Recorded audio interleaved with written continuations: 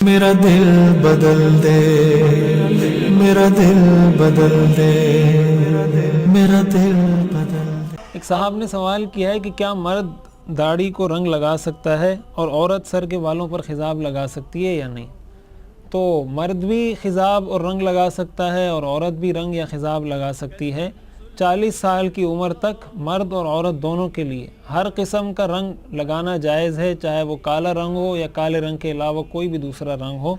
بس اتنی بات اس میں ہو کہ ایسا کوئی رنگ نہ ہو مرد کے لیے جس میں عورتوں کے ساتھ مشابہت ہو، اور عورت کوئی ایسا رنگ استعمال نہ کرے جس میں مردوں کے ساتھ مشابہت ہو۔ اس سے ہٹ کر کسی بھی قسم کا کوئی بھی رنگ استعمال کرنا عورت کے لیے بھی جائز ہے، مرد کے لیے بھی جائز ہے۔ البتہ 40 سال کی عمر کے بعد نہ مرد کے لیے نہ عورت کے لیے کالا رنگ استعمال کرنا جائز ہے، یعنی 40 سال کے بعد مرد کے لیے بھی کالا رنگ استعمال کرنا جائز نہیں ہے، عورت کے لیے بھی کالا رنگ استعمال کرنا جائز نہیں ہے۔ اور ہمارے ہاں جس طریقے سے یہ فیشن انڈسٹری ترقی کرتی جا رہی ہے، جس طرح عورتیں بیوٹی پارلرز کے چکر میں پڑتی جا رہی ہیں، تو وہ اپنے